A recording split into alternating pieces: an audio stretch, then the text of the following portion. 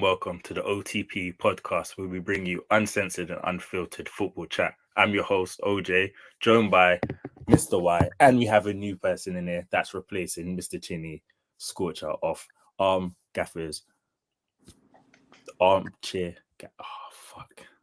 Parked here already. Sorry. We're live. We roll with it. So let me do that again. We've got Scorcher, off the Armchair Gaffers. It's amazing to have you. Welcome. I fucked it, but we'll do it again. I've been trying to work with you guys for a minute. You know, like you said before, timing's everything. How you feeling, Scorch? You're sounding like the Todd Bowley project, the little just hit the reset button and just go again. No, it is. It is. I'm so used to saying Chinny, Mr. Y. I almost said Chinny, and that's why I went no. But we're here for it. We've been talking about football a lot. Outside of podcasting, and it's about time. It's long overdue, and good to have you, Mr. Y. How are you feeling today? Bro, I'm good, bro. I'm good, man. You know what I'm saying? Looking forward to the weekend. You know what I mean? Is what it is, man. Last weekend was disappointing, but we're here today, man. Another week. You know what I mean? We continue, bro. You know what I mean? The marathon continues. I'm excited for this one because I think this will be a dive deep into post matches of game week 6, but also looking into game week 7. You know, I'm a Liverpool fan, Scorcher's a Tottenham fan, you're an Arsenal fan. It's good to hear. Like usually, I'm here when it's 2 Arsenal fans, so I'm happy to have someone else, even though we're at war. We're at war tomorrow, but I'm just saying it like you know what? The armchair gaffers is like that as well, because we got SB and we got a laptop done. It's like certain time, like they get in their little Manchester United defense mechanism bag. It's techie. Nah, it's sad. It's sad when you're right now if you're I'd say if you are Man United or a Chelsea fan, especially Chelsea. But we'll start with our first topic. So first topic being Liverpool got a tough away trip to Tottenham as both teams aim to keep unbeaten start. Well, I think before we start, I'm gonna let Scorch go first. See what he has to say because we've been talking about this prior, like what we think. So I want to hear if it's the same thing he says, if he's gonna back what he said in the chat, or if he's gonna come with like, I think because we're online. But I know he's gonna come with the same talk. So let's see. I also want to hear Scorch's thoughts on the North London derby because we never got to cover that as well. So I think it'll be interesting to hear his thoughts on that as well. What do you lot want to start with?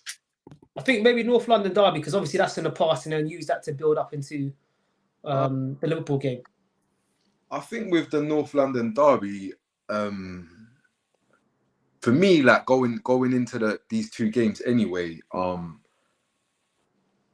like I've enjoyed the football, but I think a lot of Tottenham fans and a lot of fans generally have been confusing Tottenham playing entertaining football with good football. Like people have been mixing the football they like with sustainable good football.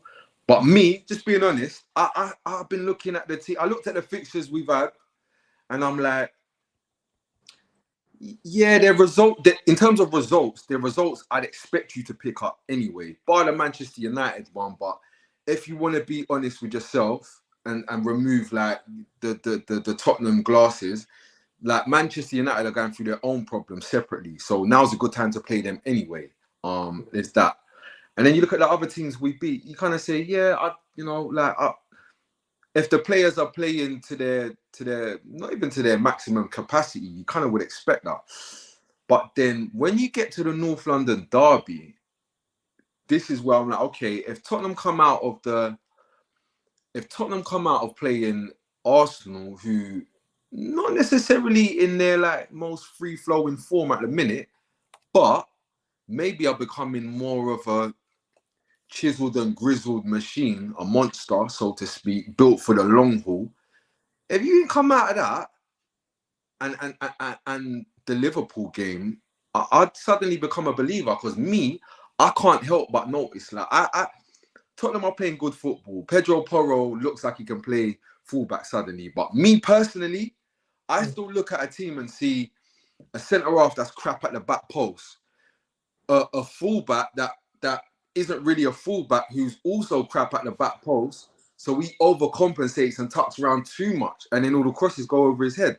I still see that in the team. I've seen games where Maddison's done a bit too much, and in doing a bit too much, he's kind of been the same thing that's made those games tougher than they really need to be, like Sheffield United. Instead of letting Basuma just do what needed to be done in that particular game, he's getting involved, and it was a bit of the Maddison show, which wasn't really needed. So, yeah, like when all those things considered, when we came into the North London derby, I was looking for a performance more than anything. And what I came away thinking was, I think a lot of the Tottenham players last season probably were underperforming, whether that's because of coaching, whether that's because of environment, whatever you want to call it. You got players underperforming, and I just think Arsenal perhaps are Arsenal, more so Arteta, are in a scenario where now the Champions League's here, and I think I said this. I'm not sure if I said it to Chinny, but I thought this season would be mad interesting, because last season Arteta had his strongest 11, and his main concern was getting his main 11 out there for those 38 main important games. But this season is different. He's got the headache, so to speak, of choice, selection, squad balance. And it's not even talking from a harmony perspective of keeping everyone happy, not even from that perspective. Singly from, how do I differentiate between this game on this day and this game on this day, and keeping everybody fit and avoiding being in the red zone, and who can I risk putting in the red zone? And even like with the newer players, finding out their limitations on where their red zone is. Like Rice has been Mr. Iron Man, never injured. Suddenly he comes off injured in the North London derby. So more than anything, I just thought it was really interesting. And I think the main thing is, I feel like Tottenham won the battle of the midfield. Forget about the attack, forget about the defence. The battle of the midfield was where the game was kind of not won and lost, but I feel like in Tottenham winning that gave us the foothold in the game that we had. Good point. Yeah. I mean, when I watched the North London derby, I think there's been, firstly, I'm going to give credit to Tottenham, because I feel like they played well, right? And they were brave on the ball. They tried to play out from the back. They did everything that the manager said, that Ange said they were going to do. So I have to respect it. I also have to add like some sort of, I also feel like there's context that also needs to be applied to it, because I feel like if at times, for instance, Jesus misses a key chance to put it 2-0, and that could almost change the game, or having a winger like Martinelli that can exploit Pedro Porro, because I feel like that's one aspect of Pedro Porro and Tottenham we haven't seen. You put an explosive winger down one side, and when you're pressing him, or when you've got someone like that running at Pedro Porro, I feel like that's when he gets exposed. However, with the injuries Arsenal had, I feel like we never got to actually really test Tottenham. And that's not to take away credit from what Tottenham did, because I feel like they did play well. But I also feel like it didn't answer much to me in regards to testing Tottenham, because I feel like we were stretched to begin with. And then as the game continued, you take off Declan Rice. And as soon as that happens, that whole midfield, there's zero physicality. Like, you lot completely, as soon as half-time came in, that game it swayed from being a 50-50 game, or in a half where we perhaps just shaded, to a game where you lot dominated. And yeah, so Tottenham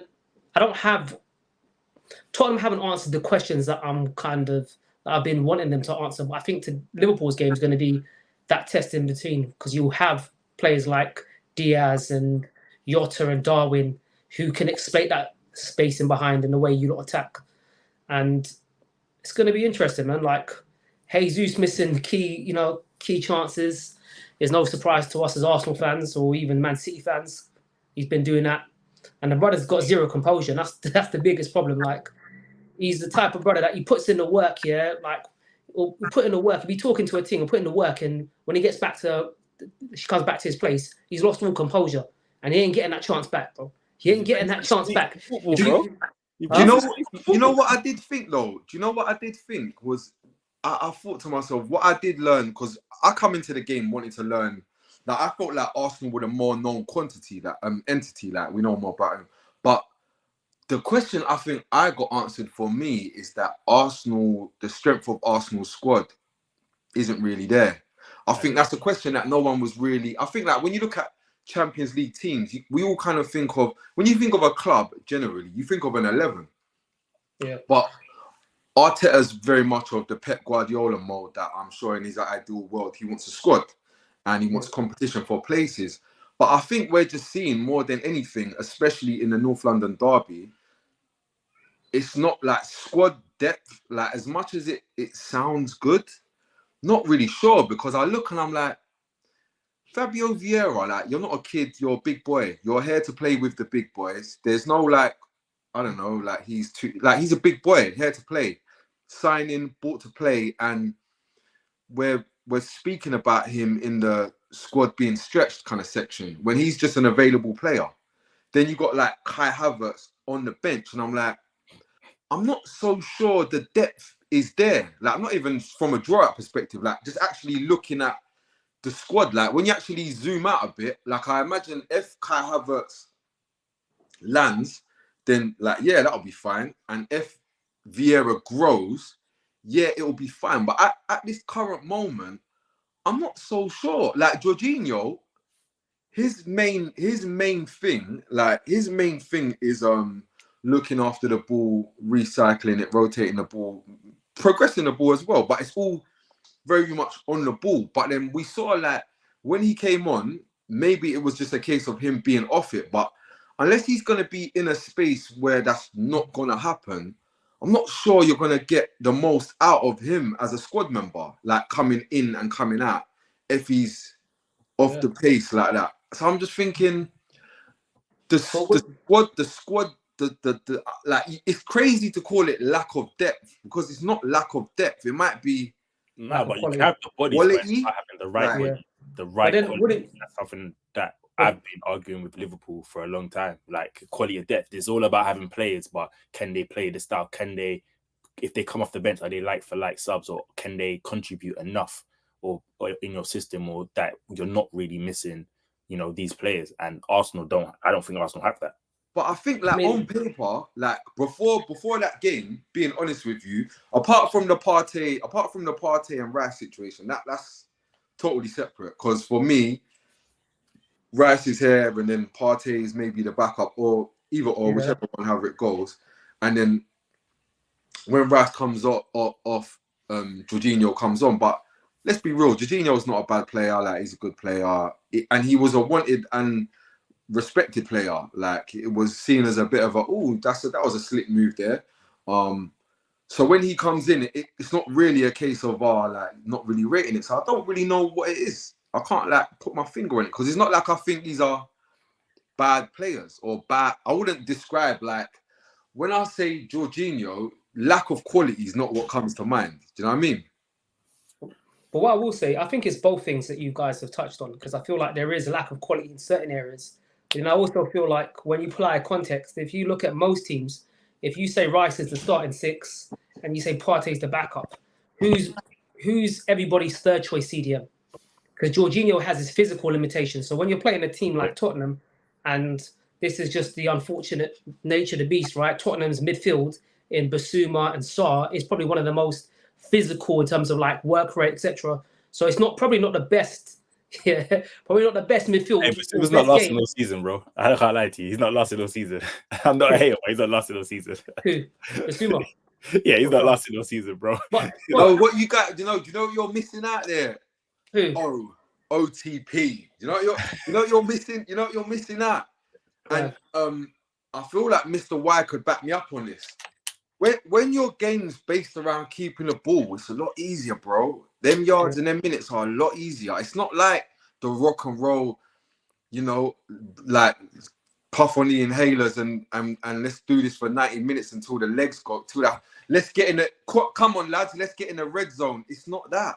It's we decide when we go. We decide when we, you know what I'm saying? Yeah, If you got more of the ball, I feel like we're better suited to that. And you got to remember as well, Tottenham are playing, sadly, one game a week. So that rest and recovery, sometimes, you know. Yeah, I get that. That's what I'm saying to you. So I'm like, if you said, for instance, like Bournemouth away this weekend, like if Jorginho's coming in for that game, it's not the worst situation. But when you're playing against a good side like Tottenham and they've got a very energetic, you know what I mean, got legs, mobile midfield, that's the worst. That is the worst case scenario. And if you look at most teams, if I said to Liverpool, who's their third choice?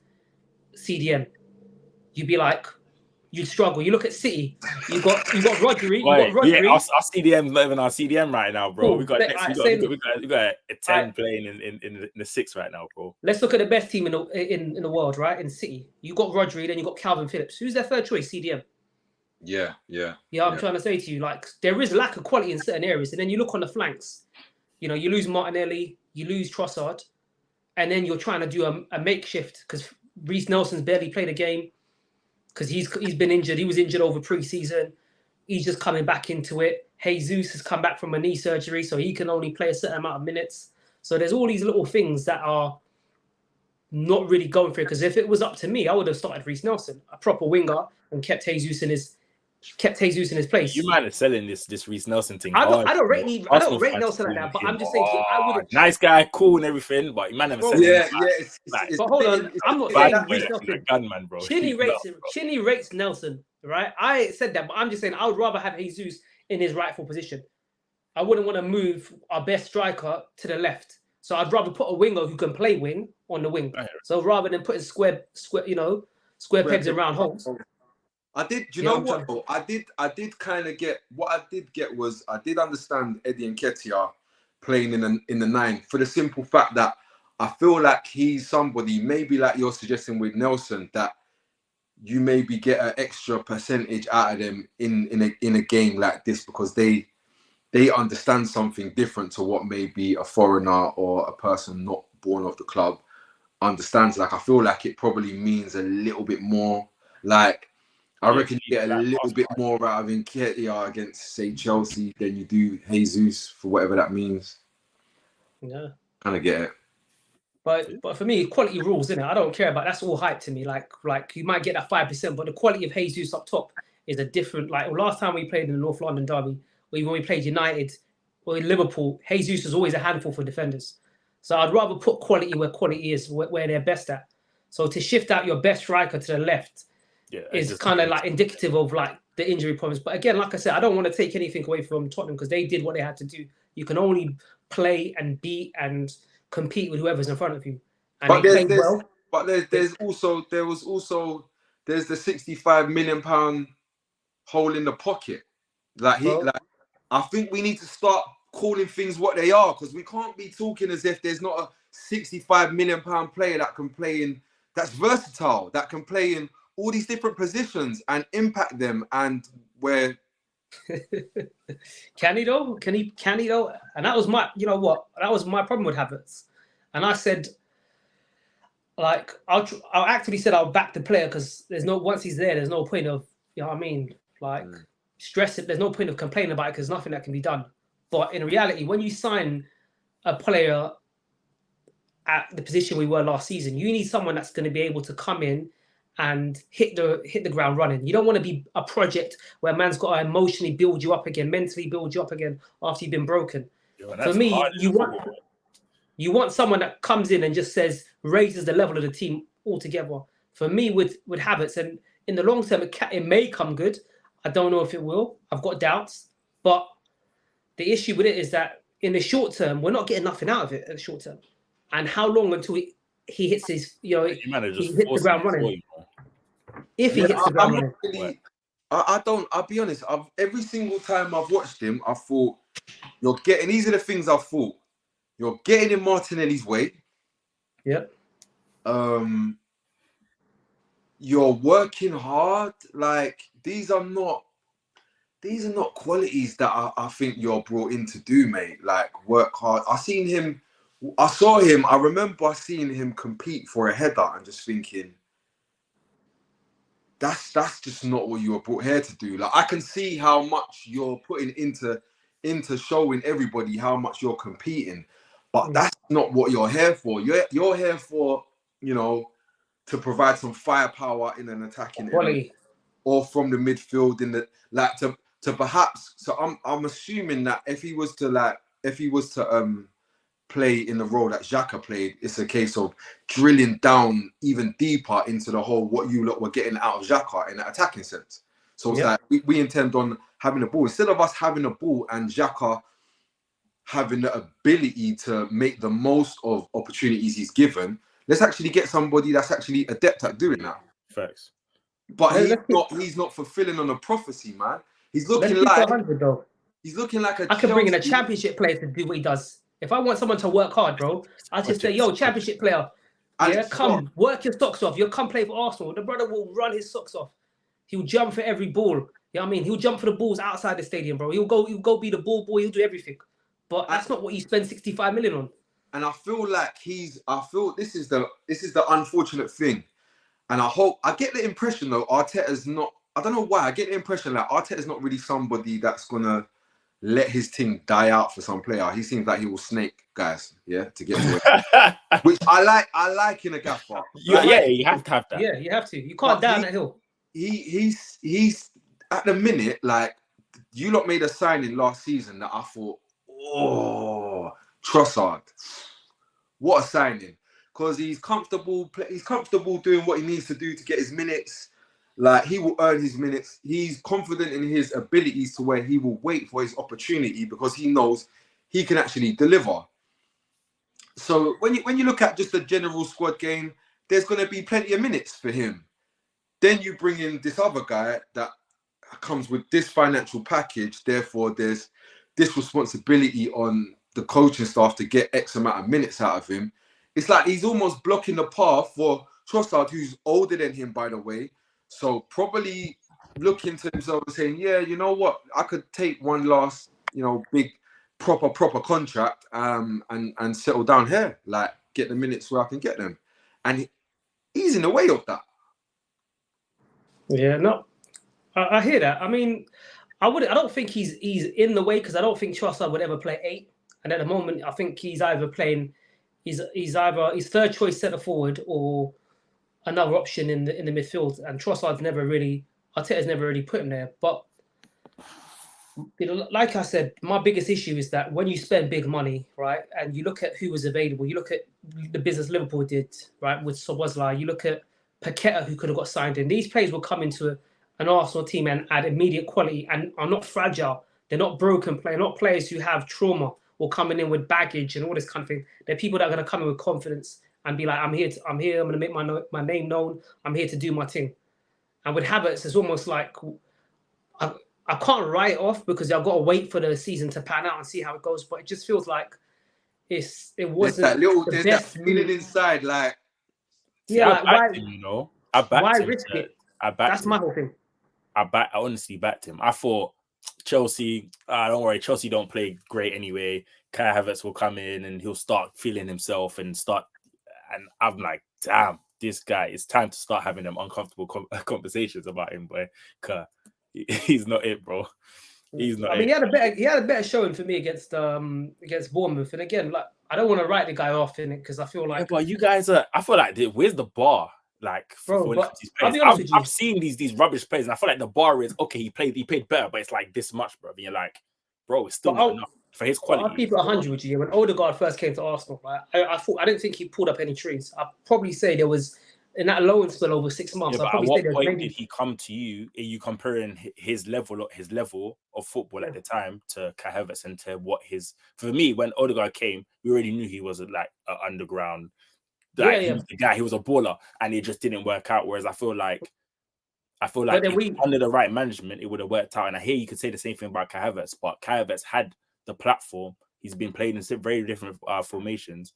and the qualities that he has and what he's done, he's not shown anywhere close to it. I've seen Odegaard play, try a thing, going, okay, it's like Scott said, it's playing in the red zone. He's trying to. I look at Kai Havertz and I think sometimes I'm just thinking, what are you? When you look at Chelsea's history of signing players, I think it's a bit different because I feel like when Odegaard came in, remember, he was 6 months, he was on loan. We didn't have to go for him. And then there was the rumours of Odegaard, Maddison coming in. Who are Arsenal going to sign?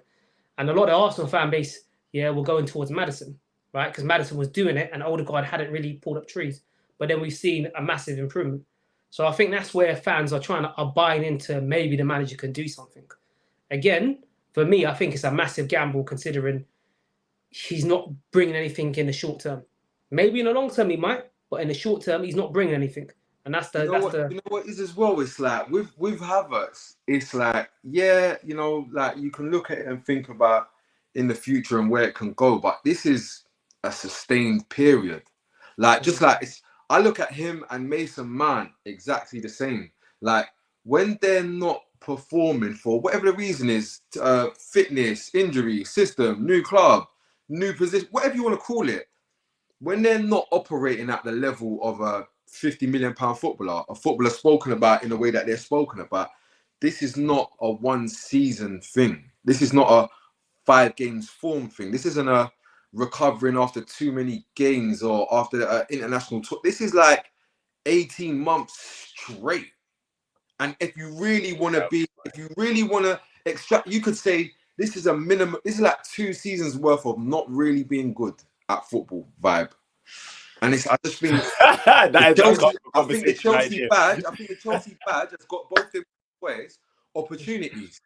Because I think if you was to put them back in this Chelsea now, you see the same things, and they wouldn't nick moves. No, I mean, look, in reality, I can't argue with anything you man are saying. Like, I agree with everything. It's been shit for a significant period of time. But I'd also say that I don't like. It's like with other players, whatever they've done in the past. Like, if I sign a striker tomorrow, if I sign Osimhen tomorrow, right? I don't care what you've done for Napoli because you better start doing it for me.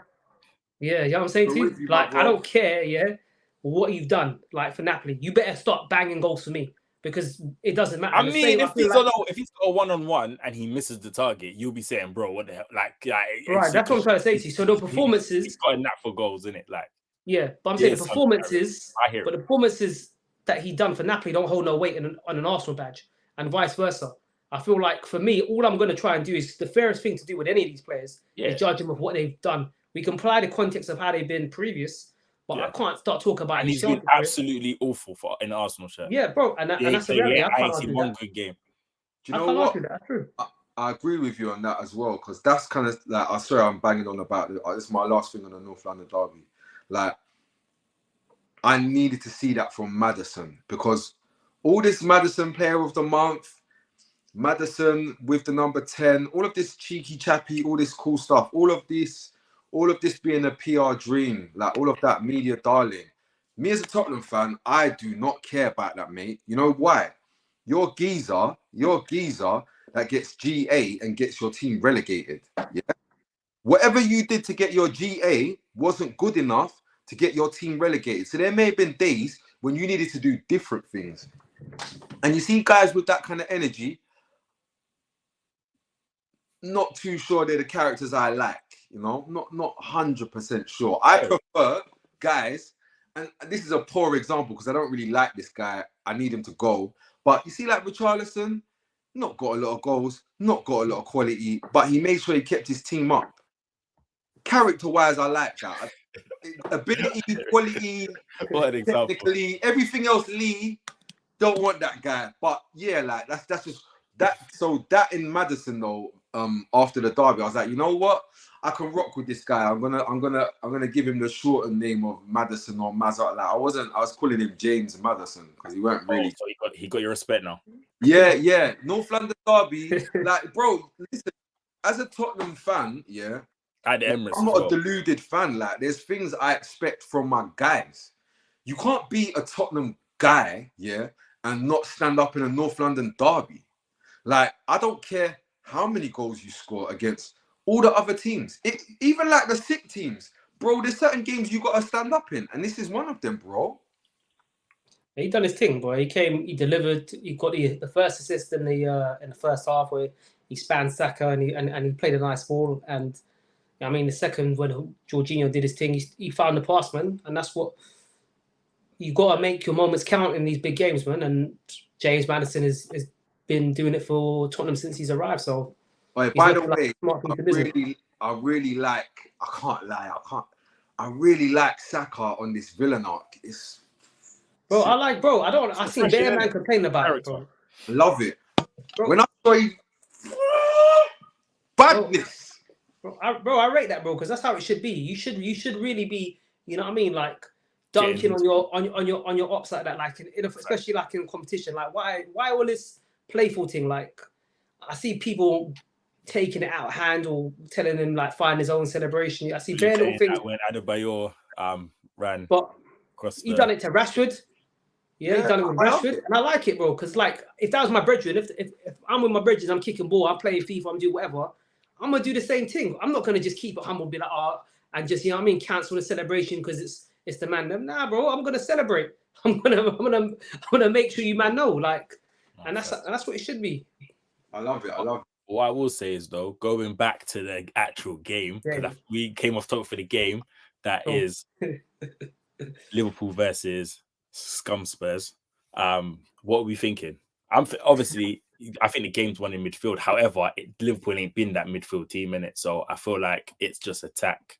Our attack. Can you hold out on our attack? And if you hold out on the first wave, and we make those subs, can you hold out on that? Because we got that in our locker. That they've been bailing us out, bro. Like we're not going 1-0 down, so I'm good. No, your team does not have the quality enough for us to go 1-0 down first. It's not. You don't have the quality. Sorry.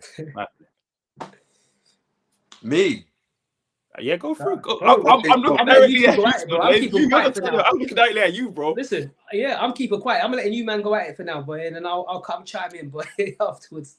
Yeah, nah. So this is what it is. Your midfield is not prepared for this. That's the truth. Like that's just true. And I think like prior seasons, like Van Dijk was that rock, but he's somebody that will watch his midfield get bopped and get a bit worried about that now. Like he things like that impact his performances now.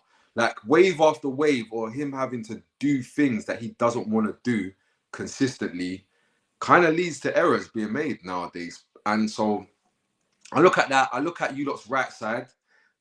Doesn't particularly matter who. Trent would be a terrible idea.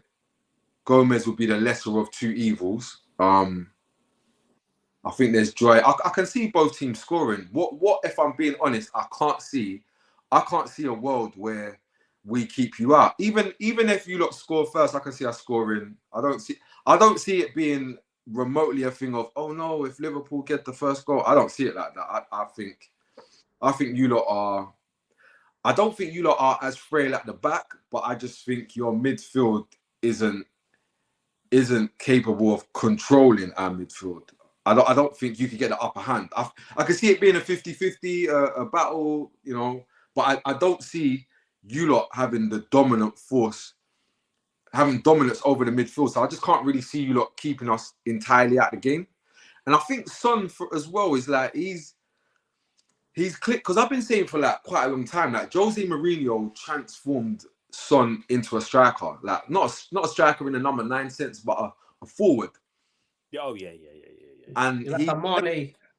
Pardon? A Mane in them, like he's an inside forward, like somebody who bags goals. He's not a winger. Mane's alike. Like I really, what I mean is you're number 9, but you can dribble a bit. Like there is no winger bits left, being real. Yeah. And there's a lot of the things that make somebody a number 9, like those are gone. So maybe you're more in like this is gonna sound crazy, yeah. But he's like of the Danny Ings mode. But because he's got actual ability, it looks different. But really and truthfully, he's giving you a bit of Danny Ings, but with just a lot more danger and potency. But he seems to have like really clicked into his role.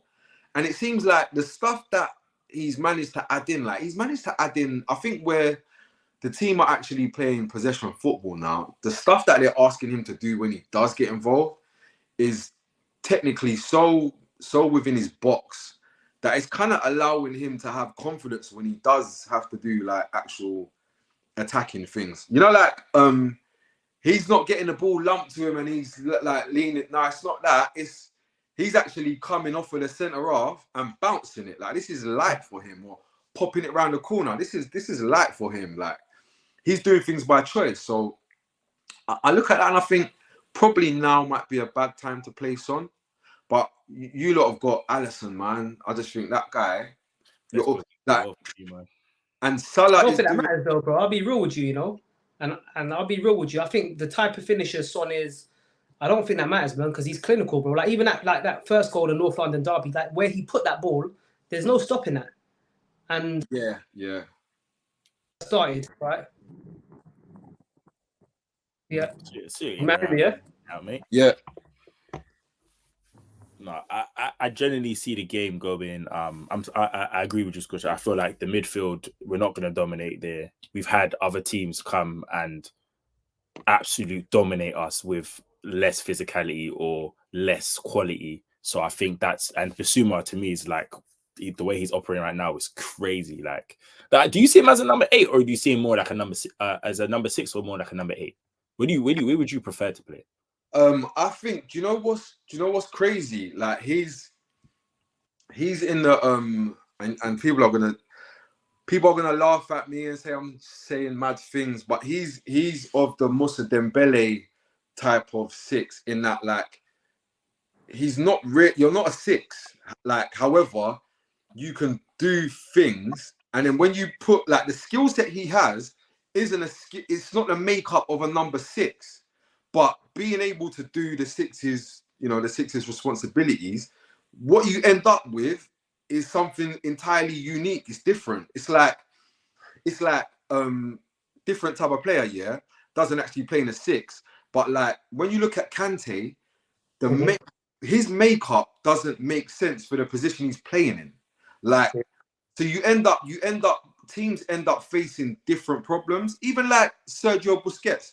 He's not your complete 6, yeah, but the things he does have, the skill set he's got, the makeup he does have, it asks different questions that teams generally, for the most part, ain't coming up against. That for the most part, the most skillful player on the pitch is never going to be the number 6. Nope. Like that's not a regular thing in football. Why is your most skillful player playing number 6? Like James Maddison ain't nowhere near skillful as Yves Bissouma, neither's Heung-min Son, neither's Kulusevski, neither's Manuel Solomon. Like nobody, not Richarlison ain't. Like Maddison, the 6. Like none of them are as skillful. Forget about press resistant. Forget about technical. I mean actual skill. Like bust a flip flap, nutmeg you. He's that guy. And then on top of it, you got the physicality, and then you've got the bit up there. And you know what I like? Where he's got the confidence here, he's tapping into the African Cup of Nations bag, and this is where you start to get amazing things, because he's tapping into he's mixing brands of football. Like he's doing things. He did something against, I think it was Havertz and somebody else late in the North London derby. And he took a touch, like he asked for the ball in like some horrible scenario, like just in zone 14ish, yeah. And he took it facing his goal, and then like he had to freestyle a bit, so he leaned on someone, pushed someone the other way, and then he scraped the ball underneath him, but kind of crafted it. And I was like, this is when you're doing like, you know, the skills that they bust in them dusty like when they got sandals and that. This is what I'm seeing, and then they stand on the ball and everyone claps. It's a hybrid of that with good coaching and actual tactics behind it. Like once I break this press, this is what we're doing. Like it asks questions instead of finding solutions for other teams. It asks questions, and I just think like I look at Liverpool's midfield and I'm like, I fancy that. You know what's funny? I said something very similar on this pod a I'll few probably weeks back. copy.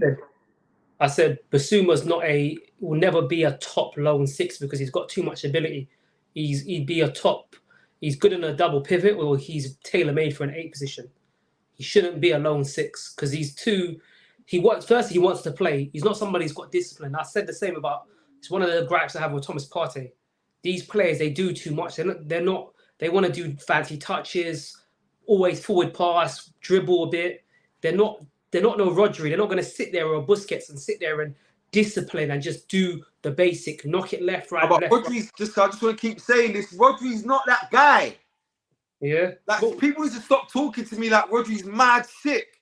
Because you're the same as Declan Rice, bro. Allow me. You don't even pass through the lines. Allow me. You're not that. But you know what?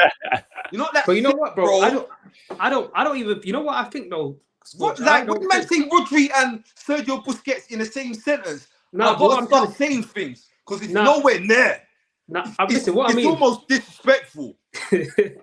What I'm saying though, in terms of like in regards to Rodri, I don't think Pep wants him to make too many vertical passes. I don't think he can.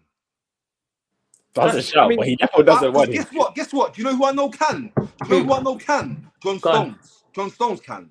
Yeah, bro, Thomas Partey can, but you know what the problem with Thomas Partey is? When he does it too. The mentality ain't there sometimes. So he'll put a dangerous pass in there, and you lose the ball, and everybody's ahead of the ball, and that's the problem when you're playing a control-based game, right? If you make that vertical pass and you don't find that guy, you've lost possession, and now you've got a counter on, and it puts you in a very precarious position, isn't it? And these managers don't want to be in that situation. He doesn't want the ball lost in that zone. He wants it lost further up. He wants to give it to the Jack Grealishes or the Doku's or whoever. And if the ball gets lost up there, then it's cool. You can press, you can get numbers behind the ball, and you can recover. But if Rodri loses the ball, Stones, though, he gets it right, does it for Man City, and Rodri is shook. Yeah, or Rodri doesn't have the quality. One or two. I wouldn't be surprised if Pep tells him not to, and that's how mad it is because Pep tells Jack Grealish come back to left back. Right. But you know what? I'm just gonna keep bombing on Rodri, and people are gonna keep telling me I'm mad because I don't see any way that Pep Guardiola is saying, "You, Rodri, you don't do that. You don't do that." But you, John Stones from CB, you do that. There's crazy stuff out there. Can't see it. No, that's a fair point. But going back to like Basuma, I think Basuma's a top player, man, and I was saying that I don't think he'll ever be a top lone six because he's too expressive. He's too good of a player to just sit and hold. It's not his game. His risk reward meter is so off. Like all risk, like bro, right? And you can't have that at the base of your midfield because he'll come and he'll try to dribble a man, lose the ball, but and then there's no one behind him. So you're best not to put him there. And on the we conceded goals this season, yeah. We conceded goals, yeah, and this is what I'm saying. Like, I'm not a deluded Tottenham fan. Like, we're playing entertaining football. There's still things that need to be ironed out, yeah. But I'm watching man break towards our goal. I don't know where he is. Like, the geezers arrived. I noticed that every take a shot on the edge, yeah. I don't know where he is, bro.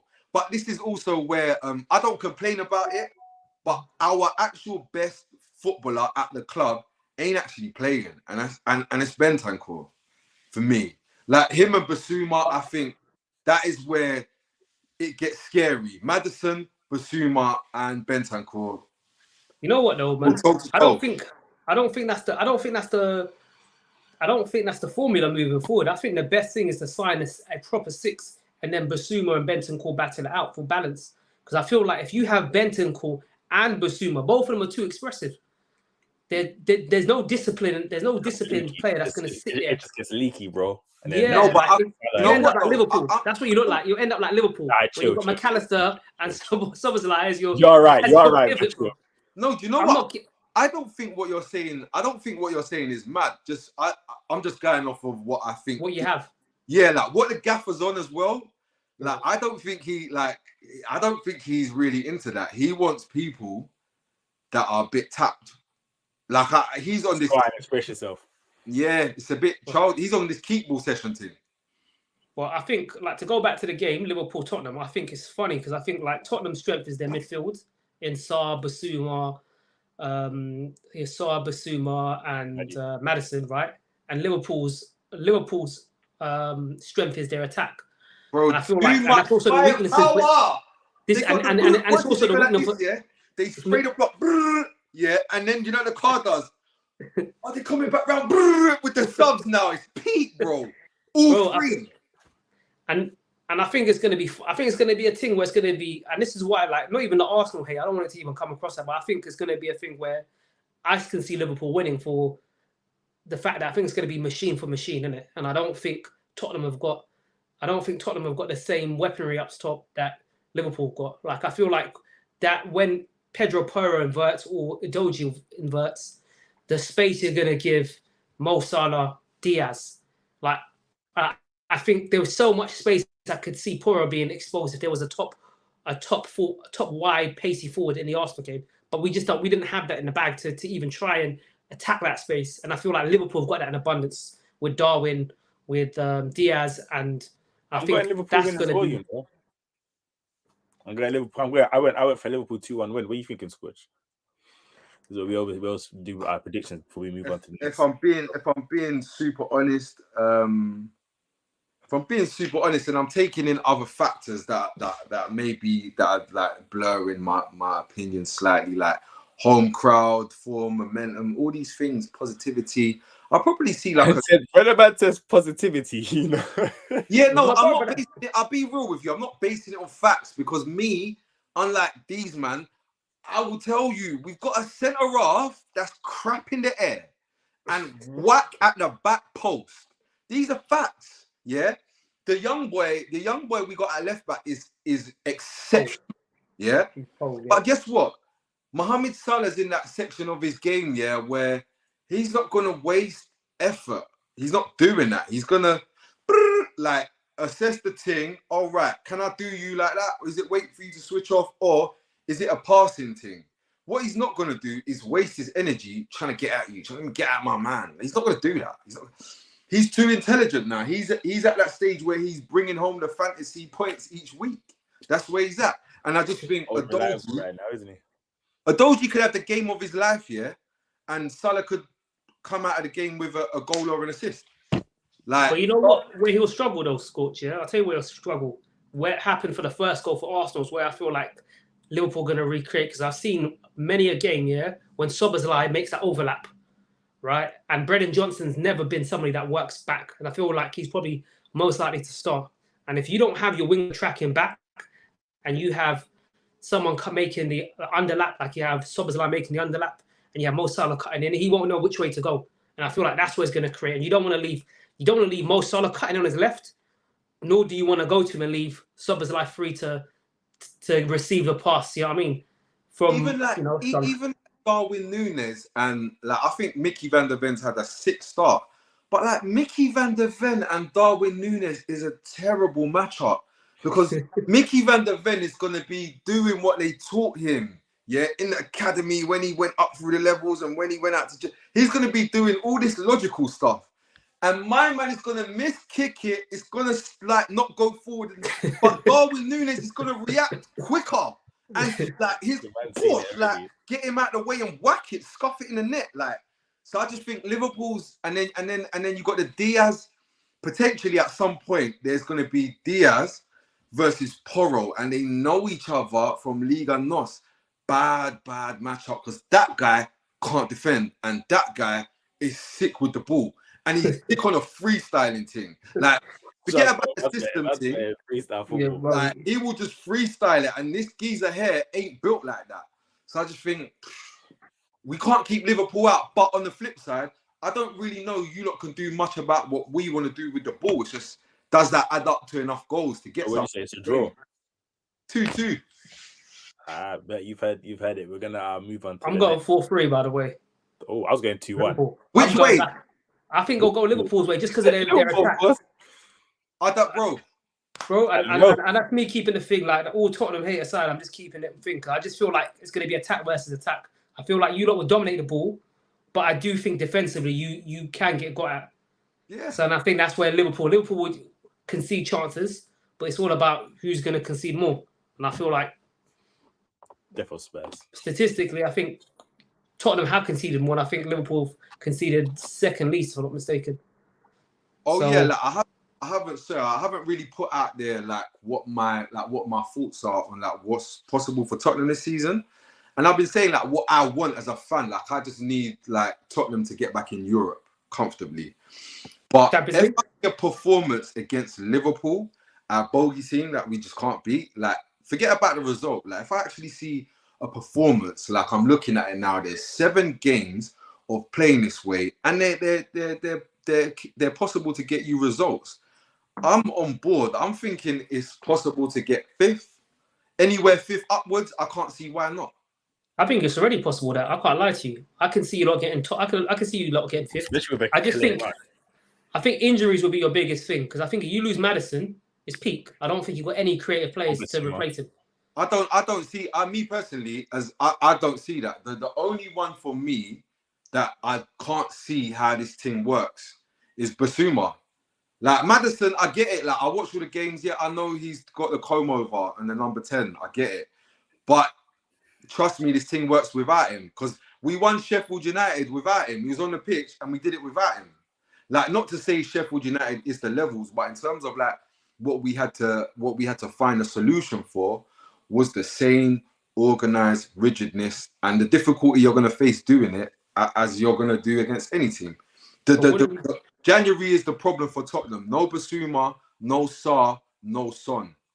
But I think African Cup of Nations. But I was telling these lot the other day that if I'm not mistaken, they said it's going to take place around the same time as a winter break in the Premier League.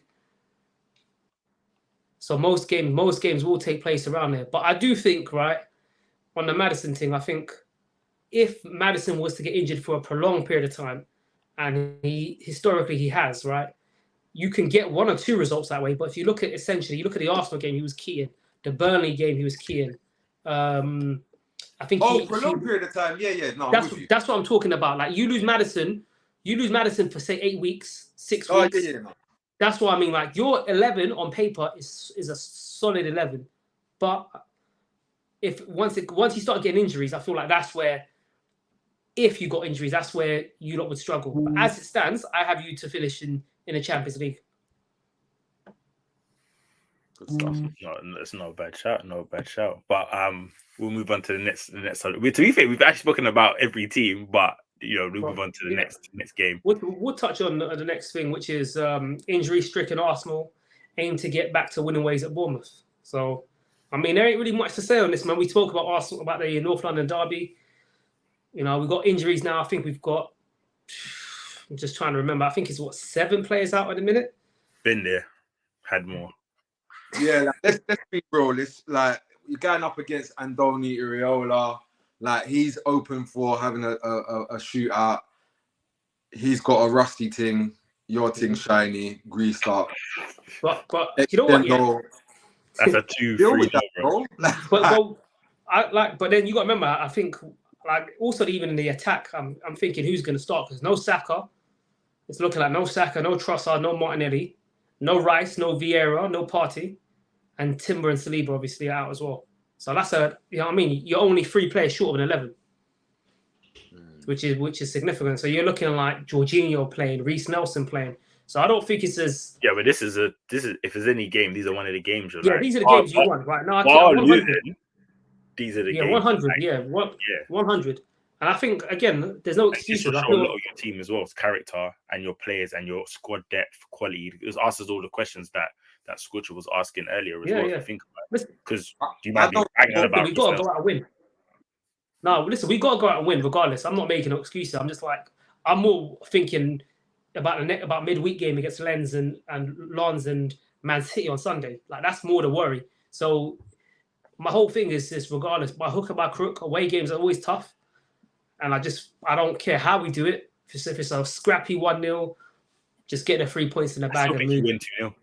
Do you know what? Do you know who I think that's a game for? Like for me, Bournemouth away, they're not gonna low block you and give you that test. Like they're gonna play an open game of football and see who's better. I just think that's a game where Odegaard lets us know why he's got the armband. Like that's his game to stand up. You're going to get the opportunity to create an impact in the final third and in the midfield third. bring it on top. My only worry is Jorginho. I always feel like them transition games, so where it's back and forth. You need someone who's decent at running, and Jorginho ain't got no legs. So that's the only thing I ain't really. You ain't got no choice, bro. Yeah, bro. That's it, man. What do you reckon the midfield? What do you reckon he'll do in the midfield? I think it'll be the three of Vieira's a doubt, so I think it'll be Havertz, Odegaard, and anyway. Huh? You don't want him anyway. You don't want him in there. Who Vieira? That's the problem. They do score, They do. You know what? Havertz is picking up the pace. They've looked. I'll keep it 100. I'll keep it 100. I'd rather Vieira right now because one thing that I've seen passing Don. Huh? Now you know what though? He's crossing technique guy. Bro, you know what? He's one of them final third merchants. That's all it is. He's minging. Bro, you know what though? I think he's a good little player, man. I just feel like he hasn't. He's decent. Yes, that's exactly what he is. He's a good little player, and this is the Prem, bro. He's gonna butt Dons here like Brooks that people don't even rate, yeah. But you see Brooks, he'll just whack it on him, take the ball off him, and run down the other end and shoot or pass the billing. Normal style. But this is where these little men got to stand up, bro. Cause I've seen Santi Cazorla stand up. I've seen David Silva stand up. All these little men, I've seen them stand up for you. Greatest to ever play in the Premier League. He's in the top 10 list, bro. But what I mean is he threw out names like it was just casual. No, but what I'm saying is that there's been small players in the Prem. There's been like these like meaty little players in the Prem, right? But I'm saying to you, what you got to do when you ain't that big, you got to be smarter than everybody. You got to find how to use your body. No, I wasn't coming at him being like one of these. When I was saying like, yeah, he's one of them nice little guys. I didn't actually mean it from a stature perspective. I meant it from a football. Bro, you're just bro. The intent, it's not there, bro. Like he's not that guy. He's nowhere near. I think the intensity of the league is different, isn't it? I feel like certain players thrive in certain environments, but I feel like when you're in the Prem, you got to understand how to work around the physicality aspect of it. If you're not physical, you got to find a way to maneuver around it. David Silva did it perfectly, and I feel like if he wants to shine in where he's good at, he needs to find a work around it, the physicality aspect of it. And if he doesn't, and that will determine where his career goes. If he's going to be a starter for Arsenal, or he needs to get shipped away. But in other leagues, in Spain, in Europe, or in like European competition, or in a Spanish league or a German league where the pace is slower, I think somewhere like that is where a player like him thrives because it's all technique. It's less physicality. So again, I'm not like. I always believe in first season for these foreigners. I always give them a chance, but this is where he's got to buckle up and show his team. He wants to be a first team for Arsenal. You're competing against that Havertz, who's not really doing nothing. Go shine, innit? Like you did your thing against Fulham. You came on against United. You got a nice little assist. You went anonymous against Tottenham. Cool, it can happen, right? I think he got injured as well that game. Cool. Like that game was so standalone. Like which one? The Fulham. The North London derby is like you can't judge, man. Like that's more a case of if you're gonna be a guy, I want to see you. Like like you've seen Odegaard stand up. You've seen yeah. Bro, it's okay if that game's not a you game. You know what I'm saying? Cool. Yeah, certain games. Yeah, no, I hear that, and that's something like he's just got to show that he can affect the game in when he's called upon, man, and that's what you need a squad for. So. Either way, we'll see what going for the Arsenal game. Anyway, what's your predictions? Come on, man. 2-0. That's a 2-0. Like, it'll be like Reece Nelson to get a goal just because man said he's average. Like, I'm seeing who they got in goal. We're not being serious. That's a 2-0. I'm going 1-0, man. I don't think we play any. Though, Mr. White, it's because it's like your team playing against them. You know, like on the outside, you're like, nah, you should win that game. But when it's your team, you're like, I'm just gonna play it safe. Like, bro, I keep it 100 with you. I keep it 100. If this was last season, I'd be saying 3. But we ain't playing great football at the minute, so I can't sit here with. You had similar injuries last season. Like last season, you would still say 3. Would you still say 3? Would you still be? The difference. Last season we never had the injuries. We never had as big of a squad, but we never had the injuries. So I'd be like confident. If we had more players in there, I'd be like 2-0, 3-0. Martinelli was playing, Trossard's playing. I'd be like, we've got actual shooters who can score goals. So I'd be more confident. The fact that we've got less of them on the pitch makes me think it might be more. It's going to be probably like a bit more conservative. So a 1-0, maybe a 2-0 if we're lucky. Can I throw something out there? I just wondered, yeah. Is there not a solution in, I don't know what your fullback whose availability situation is like, but is there not legs in bringing Zinchenko into midfield? I think there is and there isn't. I think at the beginning of the season, I know everybody was talking about this whole Partey thing, and I looked at it as Zinchenko's injured, and last season when he was out, we never had an alternative way to play. So we used to try and get Kieran Tierney to play the inverted role, which was just, you know what I mean? It weren't it. So he was like, all right, let me try and invert from the right side and then switch it up on the left side to see if I can find a different way. So I think because there's nobody that can invert from the right, I don't see him doing it at the moment. I don't really see him. Boy, you need to take a leaf out of Klopp's book, page out of Klopp's book, and he just tried and erroring everybody right there, bro. Curtis Jones did the other day, bro. Not even Endo, bro. But I said Curtis Jones. He said, "Oh, what Gomez? Hey, oh, bro, I'm gonna have a go. Curtis Jones, have a go, bro. I don't know, bro. I can't pick Klopp's side at all, bro. I can't pick it, bro. Why is front three? Wait, by the way, I was so annoyed when I was suggesting. I know I'm killing you lot's structure of the show, but you're good. I was just so annoyed when people were coming up with all these crazy solutions to Liverpool's midfield. And what do we need them, all this stuff here, and I'm like, are you not taking a pic? Like Curtis Jones's hair, like not only is he hair. He's growing each season. Like, he's just come off of the back of a cold 21s tournament. Like, why is nobody talking like Curtis Jones is an option? Like, isn't an option. Six. I seen Harvey Elliott in there. To play like, six. What are we doing? Oh, I don't know. To play as a six. No, not as a six, but just in general. No, do you know what it is? I'll be honest with you, yeah. Talking like Lavia's the guy. I'll definitely be honest with you, yeah. There was a point in his career, yeah, where I didn't see no drastic improvement, and that's where I was questioning a lot. He did come back off. I can't remember what one. I don't know if Euros or World Cup or whatever, and he was cold in that. And then he came back, and Liverpool just wasn't ticking over. I didn't know if he was better as a left winger where he used to play before, or if he's better in the middle. He takes too many touches in the middle of the. He takes a lot. He dribbles. Yeah, but we all know his quality. I didn't see no improvement like over the course of like maybe 2 years, whatever. Then I started seeing him expressing himself a lot better. I came from injury and he started getting those goals like last season and whatnot. End of last season. Yeah, so he's taking. And by the way, sorry, I just want to drop this in there. Like end of last season. When is that? When it really matters. When is that? That's when you actually need your guys. And you think these are the little percentages that I talk about. This is when him being a scouser, him coming through at Melwood makes the difference. He's not one of them throwing the towel. Oh, next season. It's not next season. We're fighting for this here and now. It's not, let's blame Trent. It's, let's do a bit more to dig Trent out of a hole. Like, but yeah. Well, you know what though? I think at that stage there, Liverpool were kind of. There was nothing really to play for. It was outside chance of top four. So there was nothing like it'd be. I want to see it more in a season where there's something riding on it. Like they're in the top four, and if he doesn't deliver, then they come out of it, or they're in a title race and they need him to deliver. Well.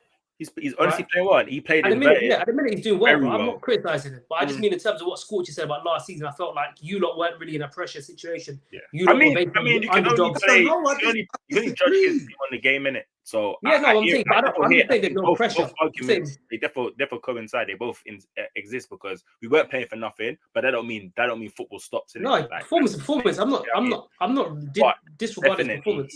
I've seen some improvement, and I've changed I wasn't the biggest fan of it, but I've definitely changed I knew his potential, but I just felt like you ain't giving me your potential. But back in the last season or halfway through last season, right through to now, he's playing. Even Elliot, I was saying, maybe, but off the bench, these lot. Like for me personally, like those, I've always been like, okay, age don't play a part. If you're good enough to start, you're good enough to start. But there were some games I was thinking, you're kind of forcing the Harvey Elliott thing when like Curtis Jones is playing well. So, but it's the athleticism that I guess, and Curtis Jones needed to learn maybe 2 touches. He don't need the third or the fourth. and he's learned it. He's learned it. So Bro, that comes with experience, though, man. The Prem is an unforgiving beast, bro. More games. He's more games. He's improved. Bro, man. I can take that. He's understanding what he can and can't do, man. Because kids football, you know what I mean? To men's football, I'm going to go to the next subject, yeah? And I know Scotch has been waiting for this. Let's move to the next subject, which is London Derby. You know what I mean? West London Derby, shall I say. Chelsea takes second win of the season, boy. It must be waiting for this shit. I need to hear what Mr. What. No, forget about the cool. You lot talk about the game. I'm waiting because what I want to know. Let's talk about Chelsea. What do you want to know from me? And I want to know, what Mr. Y makes of A, the Chelsea situation, and B, most importantly, Mauricio Pochettino, because I've got some thoughts, man. I've really got some thoughts. I will be honest though, Miss White wasn't rating on Poch. Bro, I said this from early, yeah. So I came and I gave this whole thing on Poch early. I said, look, Poch is like, I said I wouldn't have brought Poch in for this job because I ain't seen what Poch has done for years, yeah. And it's the same reason I wouldn't bring in Havertz, because Havertz for years hasn't done anything. So I'm not going to go back to Tottenham days, because even in his last season of Tottenham, that weren't prime Pochettino, right? And even when you got to Champions League, it was a bit of a rope-a-dope. It kind of hindered or kind of hid what was really happening, because you weren't playing well them times there, right? You got to the Champions League, but the league, I remember your form was dipping, and it continued into the next season until he was sacked. So I'm like, all right, they bought this man off what he's done previously, but in that PSG was a flop, right? He wasn't that great. He came in, made them worse. Came in, made them worse with exceptional. Yeah, remember, I think they were like 2 points. Worse. Bro, they were 2 points behind. They were 2 or 3. They were only a few points behind Lille. Yeah, this is when Tommy Tuchel got sacked. They were only a few points behind Lille, and then by the time the season finished, they were a good few points behind it. So he could have overtaken them. Lille won the league that year as well. So I'm like, you ain't really done much. Yeah. Then you've had Messi come in and whatnot, and it didn't really get any better for them. And I'm like, all right, so you are bringing off a manager who done something 4 years ago. And it's the same way I look at the Havertz thing. We bought Havertz off what he did at Leverkusen. It's the same things. Like, he ain't shown nothing to me recently for me to be like, that's the man. So I told these man earlier, I said it's not going to work, and it's not working. But it's not worth at PSG for anybody. I know we're talking about that, but I'm going to come off the side for a second. It's not worth for anybody at PSG. Like, it hasn't. But you've seen managers do okay in the scenario. There's a difference. No one's done horrible. And him not having, like, he was. Yeah. I still back what you man are saying. I'm just saying, like, hey, work with the man. They were struggling as we speak. Man, they were struggling. But there's levels though, no, bro. Like, you may not win the Champions League, but you might do a B. You might get a B or a C. He was doing really bad at PSG. It wasn't, considering the quality he had. Right. It was poor. No, but it's not just he was doing bad on a coaching level, it's across the board. He was saying things. I'll never forget. He was saying things like, you can't coach Neymar and these players because they're geniuses. Sick. I hear all of that. But I see Thomas Tuchel, he said, Neymar, I love his creativity. I can't dictate to Neymar how to be creative, but what he will do is be creative within the box. That fits him within the system. So give him a structure to work into. Don't tell him. Don't treat it like it's five-a-side and just say, go do your thing, run around. You know what I mean? If you want to start in defense, you know when you're this type of manager, but the job's like this big, and you're just too much, and there's too much personality and stars. You're just not used to this level, bro. It's hard. But that's how you know, and that's why I wasn't keen on him for this job for Chelsea. I said he was out of his depth. I don't think it was the right recruitment. I don't think he's done the youngster thing recently either. So you've got like a recent track record. So like if they went and signed De Zerbi, for instance, at least he's got a recent CV, right? Of saying, oh, he's done this and this and this. Where does Poch CV for what he did with Dele Alli in them? Bro, that was time ago, fam. Right. That was, you know what I'm trying to say to you? Like, it don't stack up. It don't stack up. So they're not playing. He's not really coached them, except he hasn't coached them well. They can't shoot for nothing. It's a bunch of kids. The recruitment's horrific. They declined signing Maddison because he was born a year later than because he wasn't born within a certain age range, right? Within a certain year. If he was born 1 year earlier, they would have signed him. It's a calamity, and I've said it's comical the way they've just spunked £1 billion, bro. Like it's comical. Like how can you splash all that money and not have a shooter? You haven't got a certified striker. Do you know what Chelsea remind me of? Do you remember? They remind me of a rich. You remember when Cooper was doing the 5-year plan, the chat program? Yeah, I feel like Chelsea just a rich version of that. Like this was a lower team and they're trying to sign. This was Nottingham Forest. You know how they brought like 22 players and they're trying to sign play and they're young and it's a project they want to be in for 4 years and that. Or maybe hiding that Villa or something. I'm like, but Nottingham Forest is different though because they. No, but that's what I changed up. Yeah, but it's like they've signed something that could go down as a great project in years. But bro, they spent peas and they need now, bro. They need now. They don't need 4 years, bro. They need to compete. There's stuff they need to do. Like they can't compete. Their players are all project players, bro. But I'll tell you what Chelsea have done, bro. Let me tell you what Chelsea have done. Chelsea have done what I used to do on FM when I was a youth. I know the kids. I used to go with West Brom when they were in the Premier League. This was when Neymar was still in Brazil. I signed Neymar. I signed all these youngsters, yeah, all these Brazilian youngsters, all these kids, and I put them into my team, and then I let them grow in West Brom as a manager, and I try and win something with them in the league. That's what they've done. They've played FM, bro, but in real life. So I'm gonna sign Leslie Ugochukwu. I'm gonna sign him. He won the kid. Cool. We'll bring him in. Mudryk. Arsenal want him now. We'll take him. Cool. We'll take this one. Yeah, I'm saying to you, Jackson, what? He's had a good 6 months, yeah? Man had a little purple patch at the end of the season. We'll take him. That's what they've done, bro. They played FM in real life. Do you know what I think? You know where I think like the real problem is for Chelsea is that the alignment between the ownership. I'm not really someone that bangs on about getting rid of the owners. Like I think that's that conversation when football fans has it drives me mad because that's it's just not living in the real world. But I think this is like one of the clearest examples you can see of a ownership and the way they view the club's direction is like so far in contrast of what the clubs and what the identity of the fans club as. Yeah. Like Chelsea at the minute, yeah, are becoming underlying numbers FC, style of play FC, XG FC, and that's coming from I don't know how many years, like 15 years straight of get the job done FC. We've got a strong spine FC. By any means FC. If we score one, there's nothing you can do about it because we're not going to concede now FC. It's fundamentally so different. It's about like they've gone from it doesn't matter what happened last season FC to looking in the future FC, project FC. Yeah, that's crazy stuff. Like, you know what though?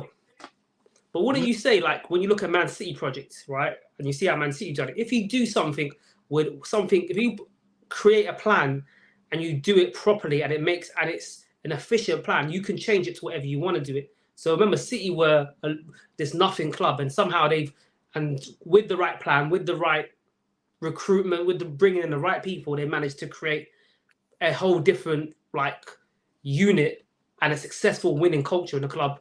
And it's from top to bottom. That club is run like at the highest level. I think Chelsea could have done something similar if the plan was actually coherent, if it made sense, if it was logical, if it factored in the short term as well as the long term.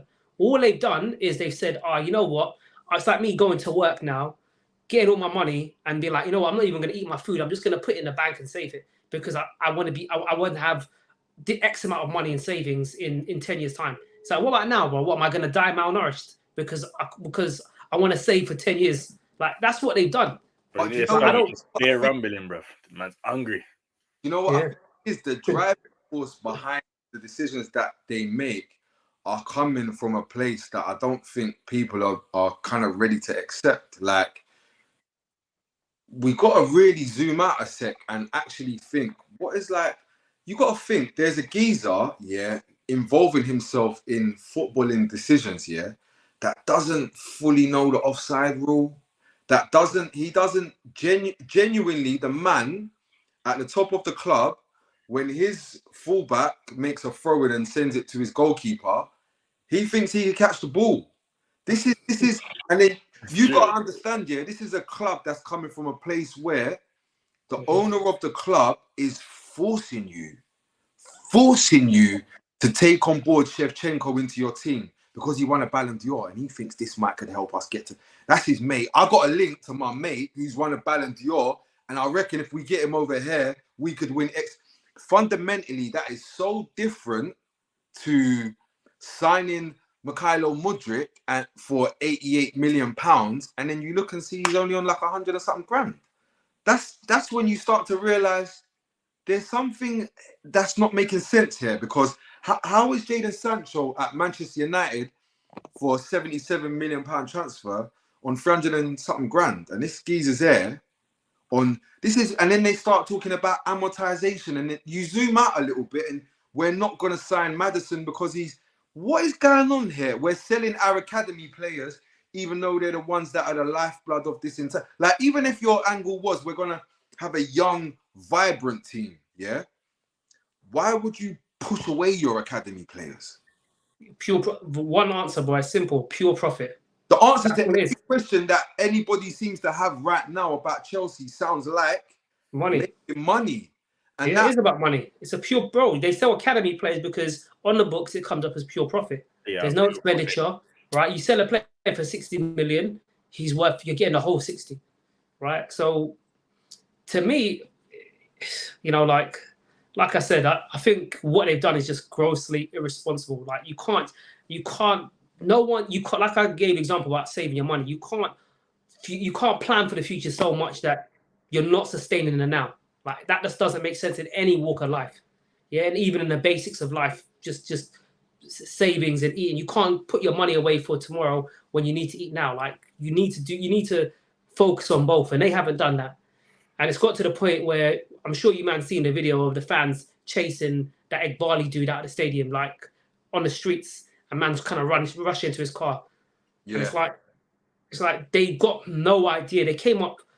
It reminds me of what happens in a lot of like corporate spaces where you've got people that think things look good on paper.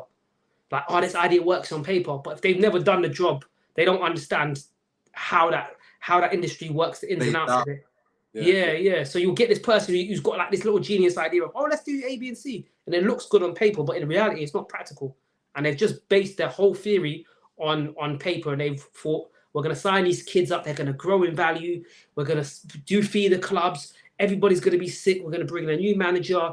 It's just going to be popping. And it's like, when has it ever happened? What is... No, but that's where I disagree, because I don't think at any stage, I don't think the core decisions that the decisions that are being made at their core, like at the crux of why are we doing this, is solely to one day reap the benefits of their investment. And also and this is the other thing, you've got to look at, when did you decide to make this investment? By the way, it's a consortium. It's not an owner. It's not one person. It's a geezer that's put a little bit of his bread up and is using your bread. And now he's burning through the bread that's been put up. That's not out of his pocket. Yeah. Like when you actually look at when you purchased Chelsea as an opportunity. Like that's not the same as having some burning passion or desire or even an understanding of the game. It sounds like you found the opportunity, just like if, like, I don't know, like, I don't know what you lot's backgrounds are outside of football, yeah, but if a geezer just came up to you and said, do you want to run? Oh yeah, I got a car phone warehouse. You can have it for cheap, £300. You want it? Yeah, I'll give it a go. Car phone warehouse. I got no passion for car phone warehouse, bro. But listen, the iPhone 16 is here. I'm gonna see what one. Yeah, it's that kind of energy, bro. But you know what, as well, though. But I just think, naturally speaking, like from a business perspective, if you create something winning, we've learned recently, and you've seen it more recently with City and whatnot. And even Arsenal, we haven't won nothing. But as we've got better, Liverpool as well. If you create a successful football club that do well, maybe not win the league all the time. You might not win the league, but you're in Champions League or you're competing for things. Naturally, that makes the whole club it makes it more valuable.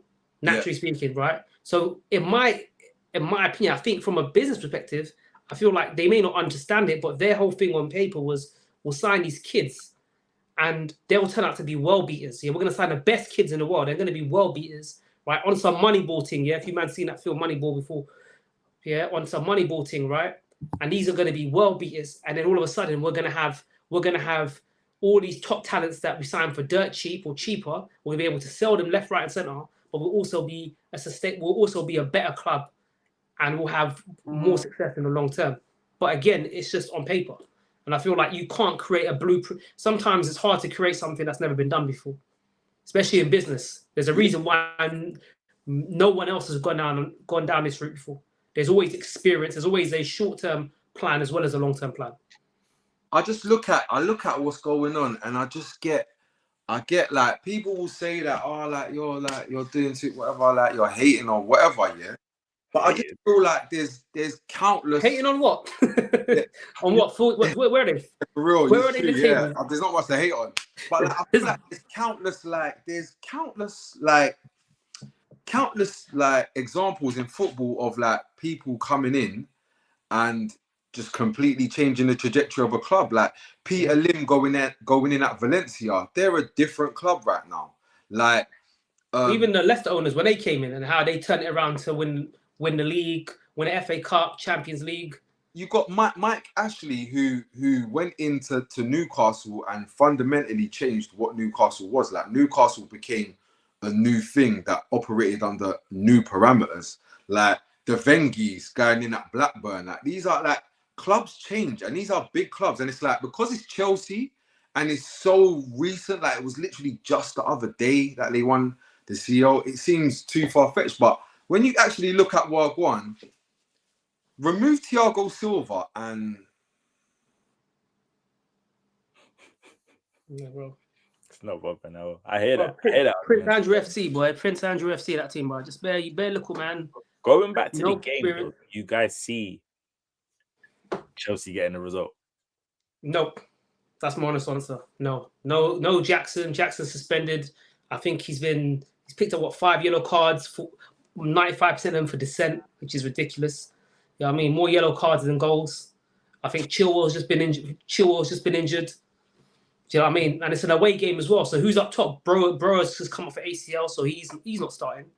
You can't. And if he does start, that would be grossly negligent from Pochettino to put someone who's barely kicked a ball in over a year to start after what? I think he had 20 minutes and he had 10 minutes or a 10-minute spell in the Carabao Cup against Brighton. So I don't see them winning, man. I don't really see them winning. I think against Brighton they were lucky. I think they could have got a red card.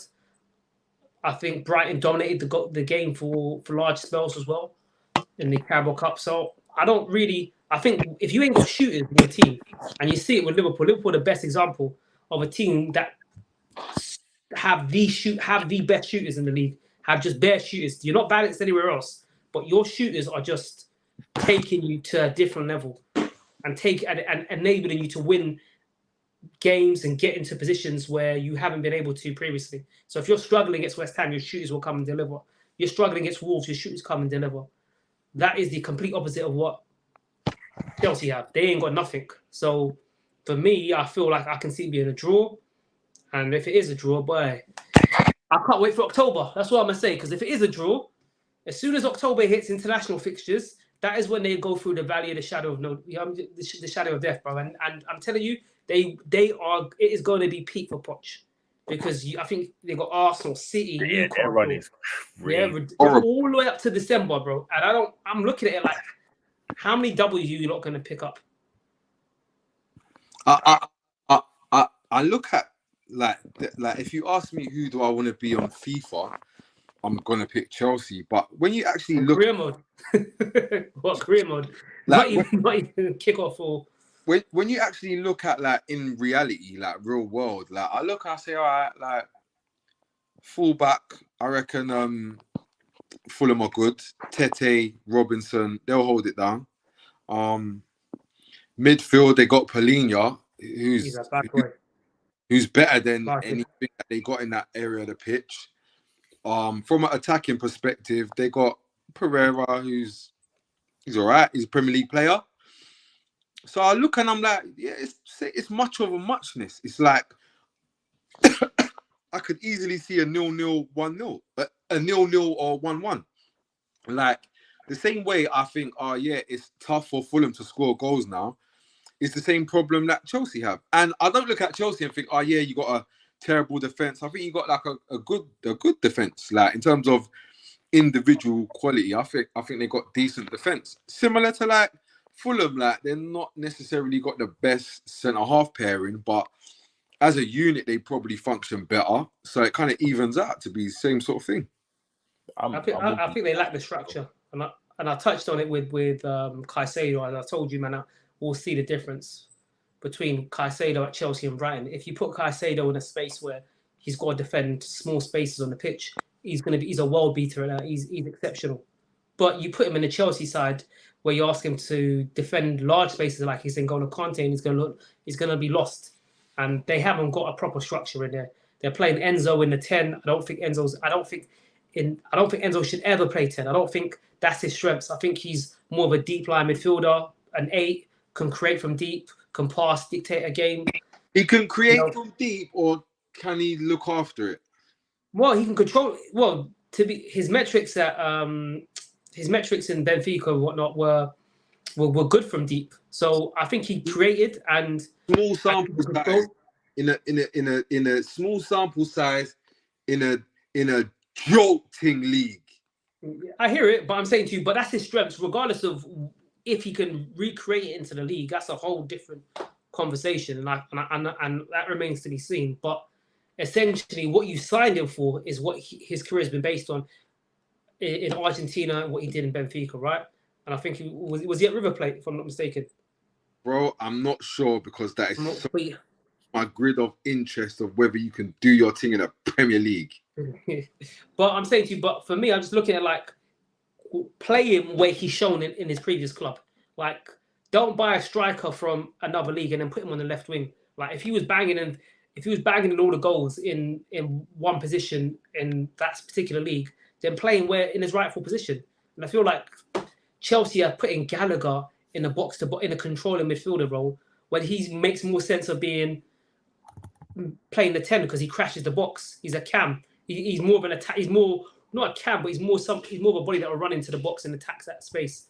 By the way, control of the game. I was really heavy on Gallagher last season, but I must say, like, I'm proper impressed with Gallagher this season. Like, I feel like he's kicked on a bit, man. And he's actually he's a reliable entity for them. Like, I look and I feel like he's one of the few people this season that I feel like I know what he's actually going to give them each game. But do you feel like he's not being misused? Like, it could be. Yeah, I don't know what I would do because that thing is mental. Because I feel like if you had a pivot of Caicedo and Enzo, it kind of makes sense. Enzo is not got the legs. Caicedo does have the legs. They play together.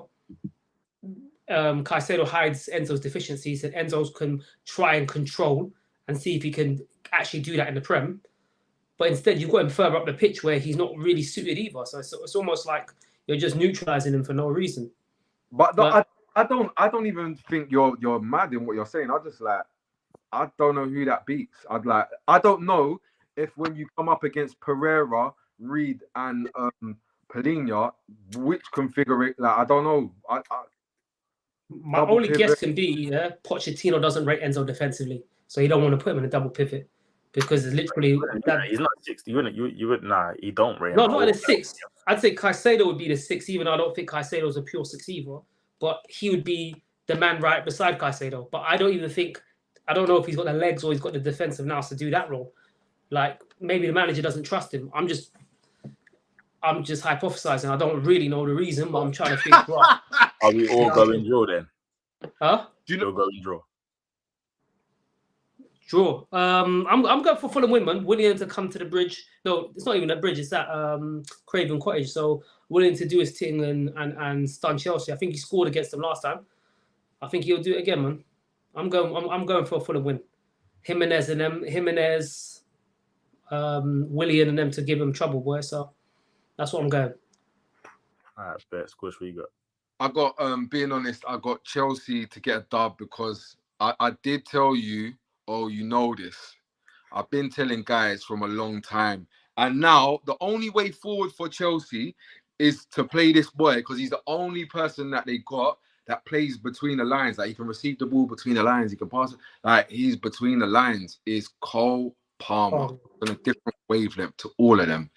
I think he could be the difference. If you actually give him a start, like it's a lot of pressure on the young boy's shoulders, but I think he gets to start, you know.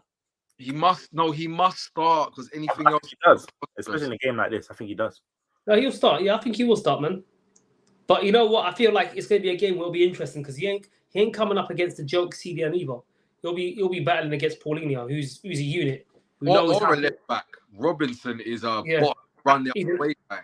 Yeah, he's an athlete, man. That's one good thing they've got. They've got two, wing backs or full backs, shall I say, that work hard. I've got that energy and that physicality to match the likes of Mudryk and them. So yeah, I'm going for Fulham win. I mean that's Scorch. You said what?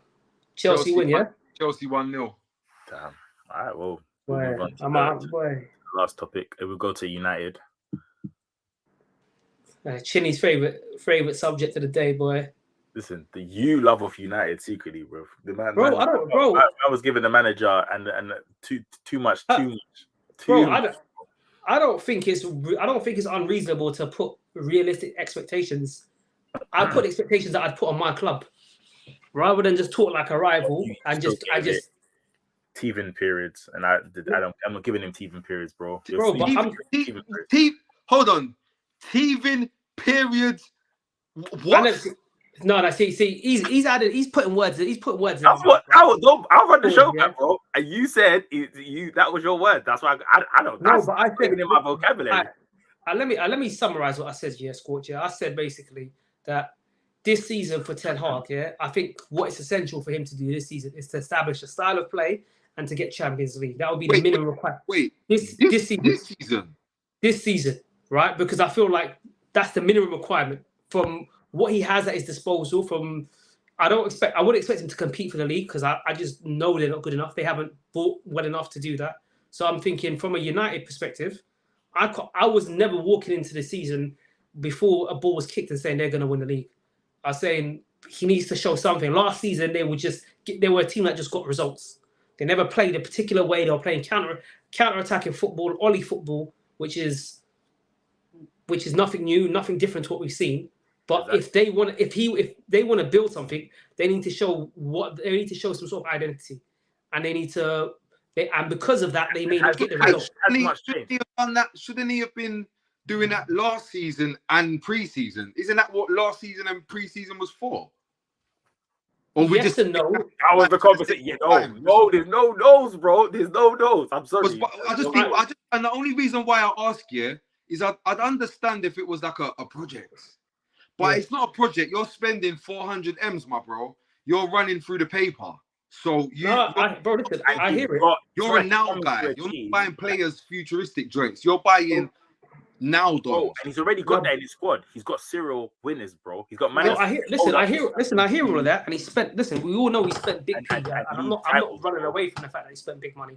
But at the same time, I feel like, generally speaking, right? If you haven't worked on like last season, if he said forget everything, forget results, I'm just going to focus on style of play, then I'd be like, cool.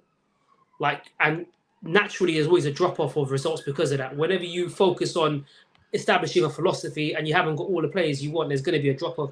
But last season, it seemed more results based. So this season, I was thinking, look, I just want to ask though, yeah. So if that's okay, if doing a results based thing is okay, why did they get rid of Jose? Well, listen, United are a mess. I'm not. That's not, again, for me. I feel like when you bring in Ten Hag, the reality you bring in a manager like Ten Hag is to go down the whole. Is to kind of maybe copy Now me and you are getting on the same wavelength. When you bring in a manager like Ten Hag, it's a project. Not a Jose Mourinho, not a results guy. I'm gonna get me these players. I'll get you these results. Now, when you bring in Ten Hag, the geezer from Ajax, talking about total football and handing down the Cruyffism and spending time learning underneath Pep and Guardiola. What Right. what is it you bring him in and give him all this paper to buy these exact specific players, the ones that he wants? Not like some sporting directors throwing a bunch of dons on you. You've dropped the bag on these dons. What did you do that for? bro. All, I can't answer that Why? question. That's what No, I I can't answer. Listen, I can't listen ask the same because questions, but you don't have the answers. no, look, I ain't got the answers for that because I'm not the people that brought him in.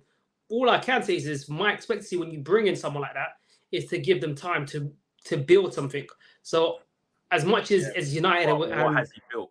no, I'm saying to you, but you listen. I agree. He hasn't built style of play from bro, and ain't that the thing I've been criticizing though? You got on like but you was calling it a teething. I said at the beginning, your words were a teething period. But I'm saying when you do look, it's like I'll give you an example, right? Some real people that can actually go to their home, pull up their go into their cabinets, and they've got Champions League.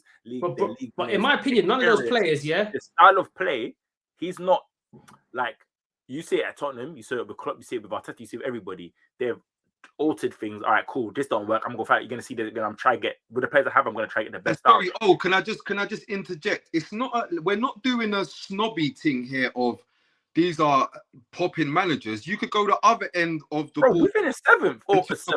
You could talk about Sean Dyche. When Dyche comes in, Dyche ball is landing. So if you want Dyche ball, you had Dyche. It's bare simple. No, bro, I fully agree. Let me clarify. I said this at the beginning of the season. I said my expectations. I still disagree though. My expectations. Hold on. I said my expectations at the beginning of the season is I want to see Ten Hag establish his philosophy because that's what you bring in a manager like him for. No, but that's what I said this season, beginning of the season. Because last season, look, if you want my honest opinion, I don't think Casemiro, I don't think Varane naturally fit into possession-based football. Okay. I don't think Guardiola signs them.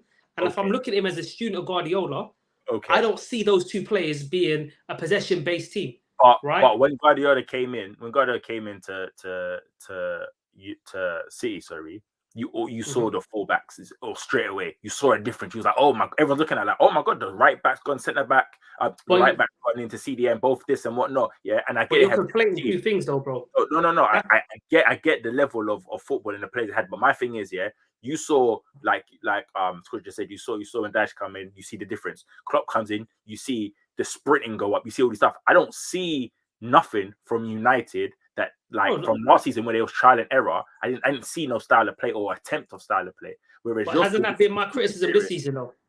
Haven't I criticized that? As you're going, but that should have been last season. You should have seen style of play. But I don't. But I think the ownership are responsible for that because if you look at how United, if you look at, and that's why I'm saying you're conflating the two. So like at City, they will get rid of everybody. Listen, let me give you an example, right? Harry Maguire at Man City would have been gone this season. At Man City, he would be gone. Right, 90% time players like that don't stay. Instead of United, you got the likes of Harry Maguire, you've got Scott McTominay. These players shouldn't be anywhere near it. If that's not who the manager wants, and this is the manager you back to build something, you get rid of these guys and you bring in people that fit his style of football, and you let him try to build. Slowly, but you still expect to see some style of play and some change. And that's my criticism of him, though. That's my criticism. I said he hasn't done nothing. From last season, bro. And that's why I also said and just showing him up. I said it actively when Chile weren't really looking to think. I was like, look, I respect what Ange's doing at Tottenham. My argument is you were still giving him teething periods to start this season, which is crazy. Because for whatever reason, last season, I don't think he had enough of the type of players to play possession-based football. So in the short term, it's almost like get the results and then bring in your players. What does he do? He just goes, this season's done. It's a write-off. Don't worry about it. No, but I said he needs to get champions. Season's done. Next season we'll just spend the money and we'll go again. It's not what this season. I still don't have. I don't have 11 players that can play my style of football. So we'll get rid of them. And then I don't have 13 players for the subs for the backup. At what point do we say? But let me ask you a question, right? If Manchester United this season, hypothetically, and this is what I was asking, if Man United this season started to play a better brand of football, got Champions League once more again and established themselves as being a team that's building forward this season. Hold on. If they did that this season, no one can sit here generally with who Man City are, what Liverpool have been previously, what Arsenal are trying to be, what after Arsenal season last season, No one can sit here and be like, that's a horrible season, because you can look at it as it's not a horrible season. No, but I'm what saying, but that's that I expected that lot. I expected that type of route last season. I didn't expect that last season. Last season, some style of football, you can't keep running from. There's what you do and how you do it in it. So for me to see them go, like if they win the league, I always say, are you like obviously I can say someone's won the league, well done. But how you've won the league, I'm always gonna say you won. Ain't that revisionism though? They stood out. This, them, whatnot. I'm watching the game differently. I'm not watching. Let me ask you both a question. Yeah, I'm gonna ask you a simple question. Last season when Ten Hag came in, where did you both have United to finish? Let's keep it. And I talk about this because I'm my head. But roughly, like, did you think they were gonna come fourth Champions League? No, but I had them in my head. I had them in the mix. I definitely had them in the argument. I didn't have them winning the league. But I'm saying, I didn't expect them. I didn't expect them to get Champions League. I didn't expect them to do anything. You didn't put them in the mix. Listen, the way they played before, I'd expect him to improve. I thought he was going to do the philosophy thing next year, in his first year, but he did the results thing. So now this season, I was like, he better start doing the philosophy thing because he's not a results manager. I hear it. Because otherwise, you brought in the wrong man. If you want a results man, like Scorcher said, you bring in a Jose, you bring in a Conte, you bring in a man that know how to win now. So I'm like, I ain't buying what he's selling, bro. I ain't buying what he's selling. You know what my thing is? Like, I noticed it. Like, with the whole Jadon Sancho thing, it made me just start having a look at Ten Hag. Oh, Ten Hag. He's poor. Yeah. And so what it is that I look at Ten Hag because it's been underwhelming this season for whatever reason you want to say, yeah. And I started thinking, like, is he under pressure? Is he not? And then I thought, why did they want Van Gaal out? Because he played slightly what they perceived to be football, yeah. That looked a bit like the football that they were playing away at the Emirates, yeah. Yep. Safe possession ball, yeah. Fair enough, cool. Fast forward, why did they get rid of Jose Mourinho? They put it down to the style of play and his difference with the players and the way he handled situations with players. And I look now and there's quite a few issues with quite a few players now. Like I could, off the top of my head, I can name 5. Like extreme situations, lesser situations, calm situations that you get with every club, but there's another one. It looks exactly the same. And then I look and I say, why did they get rid of Ole? And they got rid of Ole because there wasn't a clear identity. It was flip-flopping from one set of tactics one week to another set of tactics. Instead of him being a coach with a clear identity, he was going the manager route, like you know, whatever I got to do to get the boys in the space to get the results. Who was on? Sorry, yeah. I look, and I just see Ten Hag is doing the exact same things that got all of those guys sacked. No, bro, I 100% agree with that. But all I can do is I can criticize what he's been doing more recently. So at the beginning of the season, I was expecting him to be different to anything that Man United had been previously. I feel like when you bring a manager of that type of, who's got that type of CV, you bring him in to build something, to establish a philosophy, to coach the team to play a certain type of ball, especially coming from Ajax. That's what I was expecting.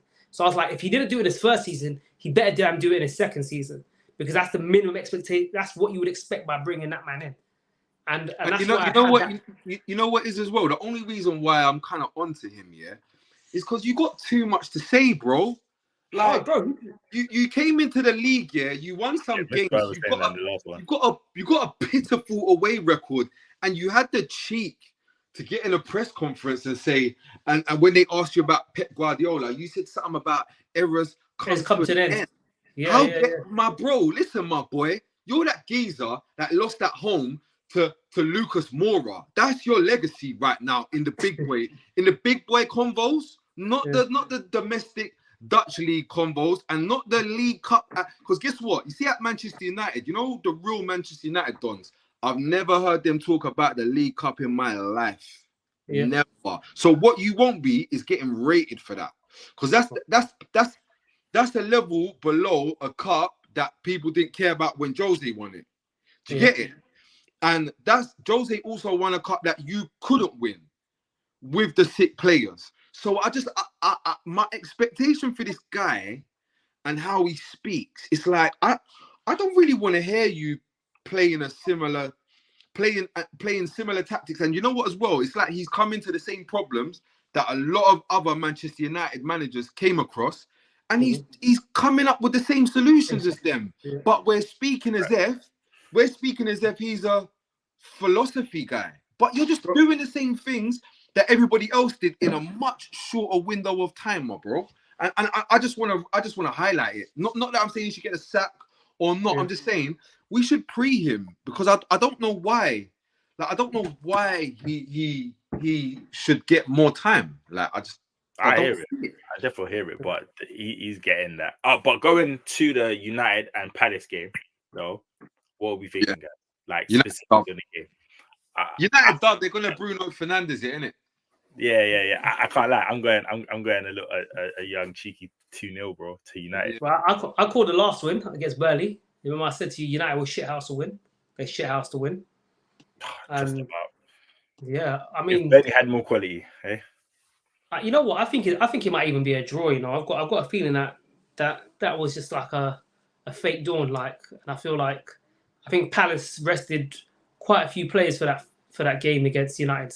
So I could see it being a tricky game, man. I could see it being a tricky game. United made some changes, but I think their changes helped them, because they weren't the likes of Rashford and who plays with this. You know what I mean? Who plays? You know what I mean, with tunnel vision. You know what I mean? Don't really find people. Plays football for himself. Bruno Fernandes weren't playing either, so I think it'll be less of a team thing, and they'll struggle a bit more. I can see it be a 1-1. I'm going 2-0. I think United's got that, you know. I think they won't play well. I don't think I'll watch United and say, "Oh my god, they deserve to win." I didn't watch any of those games, but I think United's gonna nick a goal, and then just get a last-minute goal again. Yeah, after that Burnley. This is why I despise this guy as well, Ten Hag. That's why I despise him, because he's competent. So he's gonna do he's gonna coach his players the way he's gonna set up. No, not coach his players. He's gonna tactically do what's required to get a dub, because he needs it against a meaty team. He's a rat. He's a rat doing job. That's it. I would respect him more if he did what Ange did, right? For instance, how Ange came to the Emirates and tried to play his game. I would respect him more if this season, and that's all I was saying, I want to see what made Ten Hag. Ajax is what made him who he is today, right? Playing that type of football, how he progressed to the Champions League, the games against Madrid. That's what made him the manager that Man United went and hired. So for me, I was looking at like this season, that's what I want to see. That's my expectancy from you. Build something that people can look at and be like, you know what, next year, that's going to bang. They signed 1 or 2 more players. They should be competing for that title. Because trying to wrestle off City right now it's not realistic. I like to do it just to banter United fans, but I'm keeping it 100. If that was my team, I'd be like, but we're not even in their stratosphere right now. So let's build something this season that looks like next season you bring a few more players and then we can get there. But that's my disappointment at Ten Hag, because they don't look anywhere close to looking like they have any identity. They don't know how to build out from the back. I've said this numerous times. Onana knows how to do it, but Varane doesn't. Without Lisandro Martinez, they're lost. Their fullbacks ain't the greatest at building up from the back. Casemiro's not naturally comfortable at playing that role as well. He's not a lone 6 or someone that's good at progressing the ball out in that type of way, right? So it seems like a mishmash of so many styles, and he hasn't coached them into doing anything. I'm like, look at Ange come over to Tottenham, and they already changed the way they played. When Klopp came in, cool, first season it never banged in terms of results in the league, but he had everybody running. You could see everybody, you know what I mean, like killing themselves on that pitch. I'm like, that is the minimum of what I expected from Ten Hag, and he ain't doing nothing. And I feel like if they stick, I feel like results are only going to go one way, and he's going to get sacked. Bro, I just want to back you up there, because these are the things I see. All them same things that got them other gaffers sacked. He's in that space where he's making substitutions and tactical decisions that generally, for the most part, people aren't all on the same wavelength as. And then this is the key one for me. You see, when gaffers are in trouble, you know what happens? Usually a star's born. Like Jose, it'll be McTominay. Right now, it's Hannibal.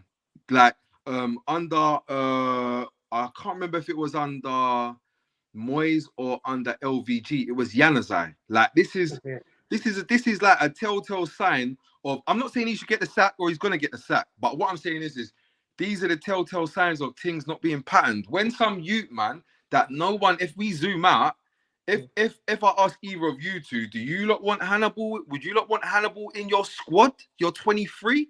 The answer is no. When that guy, about Hannibal is as well, he weren't getting played by Ollie either. That's the worst indictment of it. So it's not even like he was a baller. This is not Kobe Mainu, yeah. When that guy is standing out on the pitch, something's not clicking, my bros. And you know why he's playing? He's playing for one reason only, because he works hard and he runs around. It's all to do with application, not ability. And that's when you know so you're in a bad situation. It's not like when Greenwood came in for Ollie, you see an actual shooter, right? I know we know his legal issues and everything that's gone, whatever, cool. That's something else. But in terms of on the pitch, Greenwood was a shooter. We saw him shine. You know what I'm saying to you? So that's not the case right now. They're just bigging up this little kid because he runs around and it gives him energy. And he does what the manager wants him to do, which is the bare basics that you require from any pro footballer in your team. And the other thing is as well is this is another one as well. When the geezer that's on loan is one of your better players, the geezer on loan play. When he's one of your better, I'm telling you, these are the signs, bro. I know this. Why is Reguilon, like, not to say he's a bad player, and I do think Reguilon is a good fit for Manchester United because he actually plays in a way that they love him. What he does, him, yeah. What he does, it makes sense over there, being real. But yeah, like, but when that guy, forget about the Tottenham connections, just view it in the sense of geezer on loan that doesn't really have any connection to the fan, the gaffer, doesn't even understand the tactics fully yet. When he's standing out because he's delivering energy. Yeah. The bar's low, bro. That's what it is. And as an Arsenal fan, I'll keep it 100. I've seen it. I've seen us big up Lucas Torreira like he's some regen Kante, because we finally have a midfielder who's got this small amount of defensive nous and runs around. You get excited over like simple shit. That's because the base level is so low. You know what I mean? Like if you've been broke and then you get a little bit of change in your pocket, it's like, I'm good, you know? Like I'm living life. And that's what it is. My rendition of that is Højbjerg. Anytime anybody tries to say something positive to me about Højbjerg, I don't want to hear it, bros. Don't want to hear it. No, that's you. All right, so I guess we'll wrap up there. I just want to does anyone have any leaving arguments before we wrap it? No, I just want to say tune into the Armchair Gaffer podcast. That's it, really. All channels. Thanks for having me, boys. I'll be back to being just a regular. I'll be back to being a regular fan. You get me? But you'll definitely be on the show again. We love your opinions, man. Yeah, man. Maybe you can come on. Come on post after the match and talk your shit especially if you get the 3 points. Post is gonna be crazy, bro. I tell you what, because you lot drew me out. I said that Chini hit me up and was like, what's your available like Sunday? You know, the North London derby. I was like, you know what? It's gonna be a bit peak, but I'll turn up, yeah, man. And then it was delayed. You know what I'm saying? So you know what? Yeah. I'll be bold and say, yeah, man. I'll be about. They said it on camera. Someone's always got to go, boy. That's what I'm thinking, boy. I think it's gonna be a thing where someone's always going, boy. Hey. I don't think it's the undefeated thing, but it's like, yeah, you know what I mean? I think it's too, you know what I mean? Too. No, it's not heavyweight. It's not heavyweight joint. It's like welterweight joint. You know what? At this point in the season, like for where we are, you lot are performing like heavyweights. We'll give you the credit until I don't even want to think. You lot are what? Fourth, third league? We're the flyweight contenders. Well, at this point, bro, I see screwed up his face, bro. Heavyweights, bro. Bro, I'm sorry. Right now, in this point in the season, they are. They've played well. Playing like heavyweights. Let's see what happens when the team. I judge teams when they go on a run of like difficult games, see how they come out of it. When the run is a little bit. Cool. Us, we went on a run. Our hardest game was West Ham, and then now we've got Tottenham. That's a bigger test for me personally. So Well, you lot should have been down, by the way. You know what I'm saying? I'm quick one on West Ham, boy. I don't care about that unbeaten thing. I You don't got care about lucky against them as well, boy. and all that. That's I swear you they guys. should have had a penalty. I don't know what you're talking about, but I'm gonna wrap this show up. I'll wrap this show up. I just want to say thank you, Scotch. And again, make sure you guys are following Armchair Gaffers. Armchair Gaffers, yeah. There's great work there as well that they guys do there. I want to say thank you again, Scotch, to Mr. Y, and shout out to Chidi, of course, because he couldn't make it, but we had a great replacement today. Thank you for you guys for watching and tune in. Again, we'll be on after the game, post game, which should be fun when Liverpool get that W. And again, thank you. Comment, subscribe to Twitter, Instagram, TikTok, and all that good stuff. We'll catch you soon. Peace. Man, them. Yes, bro. Oh shit.